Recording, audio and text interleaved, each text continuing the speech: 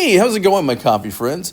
My name's Tony, and I just want to say thanks so much for hanging out with me. Today, we are going to be doing the Cubano coffee hack. Yes, my friends, the Cuban coffee hack. So first off, let me say I've lived in Florida for 16 years. I've also lived in Spanish Harlem and a big Cuban community and Puerto Ricanos. A big shout out to all my island Latino brothers and sisters. So I love Cuban coffee. I love Latino coffee. I'm actually Mexican American. I'm not Cuban. So this is my Cuban coffee hack take. So this is kind of how I do things.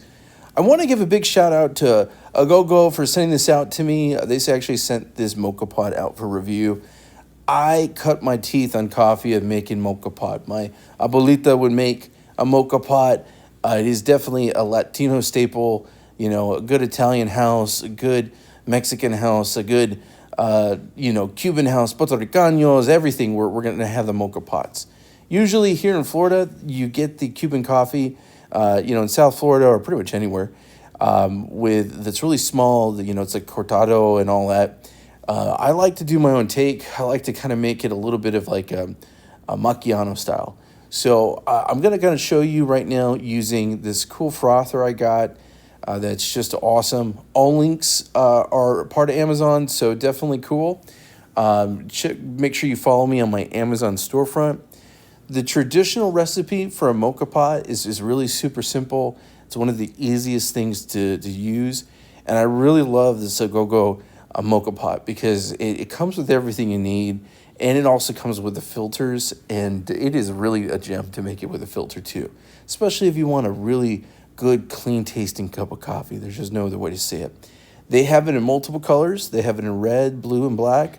I went for the teal look because it reminds me of the 1950s. It reminds me of vintage. I love that I Love Lucy look. My wife loves vintage, so that's the reason why I got that. Just to let you guys know, this is one that is not dishwasher. It's one you want to hand wash. I do believe with mocha pot, you always want to hand wash, in my opinion. Just because you want to make sure you get it all nice and clean with a towel. Right now, what I'm doing is I heat up my water in my kettle before I put it in there. It's kind of pro tip, and that's so you don't burn your coffee. You don't overheat the unit and burn the coffee itself. I have freshly ground Honduran coffee. I'm using Honduran coffee. Yes, it's Latino coffee, but it is not Cuban coffee. A lot of households would use a lot of great Cuban or Latino brand coffees. Definitely pick your favorite one, but this is freshly ground coffee and it is delicious. Then right now what I'm doing is I'm using the included cloth with it because this thing does get hot. I put hot water in it. I've got it on the stovetop, so definitely a good thing.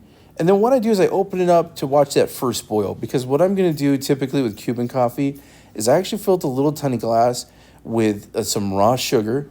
So fresh raw sugar. Like I said, I'm Mexicano, so that's one of the things we do. And then what they do is they build like a crema. That's what they call the mixture, the slurry of the coffee and the sugar. So I'm going to go ahead and do that, and that's where I'm going to call the hack. It's my first hack. I'm going to be using a motorized MH Bomber stirrer to do that. And then I've also put the raw brown sugar into my cream, which I have in the frother, so that the cream is going to be nice and creamy and delicious. There's going to be sugar in it. Basically, this has a lot of sugar. It's delicious. It's good. And right here, what I'm doing is getting that first boil and grabbing that bit so I could make my crema, a part of the Cuban coffee. And while I go ahead and let the rest of it get going. So that's basically what's going on there. Here it is using the MH Bomber. Basically stir, making sure it's nice and frothy. Most of the time you have abuelitas and aunties who are stirring it by hand when you go to the Cuban restaurants. I'm hacking it basically. And then once you have it comes to that full boil, make sure you keep an eye on it and watch it. You should be good to go. I'm actually preparing this for my son and myself. So I have 2 cups on the side that I have these beautiful white cups I'm going to go ahead and use. And basically, you just got to watch it. My suggestion for you is you don't want to put the heat on so hot, again, because you don't want to burn it. You want to make it where it's a little bit slow, where you're controlling that pressure through the actual mocha unit. Mocha units, there's a lot of great recipes out there, so definitely look on social media for a good one. This just happens to be my daily hack when it comes to how I do my mocha. So right now, what I'm going to do is I'm just going to put the 2 portions of coffee into my coffee cups. And then what I'm going to do is get that sweet cream after I put in my crema. Well, actually, I think I'm going to put the cream first. Then put the crema, and then put a little more cream. This is delicious. My son said it was awesome. Y'all, this is really cool. I really love the Agogo Moka pot. I definitely recommend it. I'm super pleased. I'm super happy to add this to my coffee corner. I think it looks awesome. I love that vintage look. And y'all, this is delicious. If you haven't made it before, go make yourself a Cubano coffee. It's awesome. And look for a traditional recipe, but this is my hack. This is my play on it. Thanks so much for hanging out with me. I definitely appreciate it. I am a big coffee geek. If you like this, make sure you're following me on my Amazon storefront. I got a lot of cool reviews.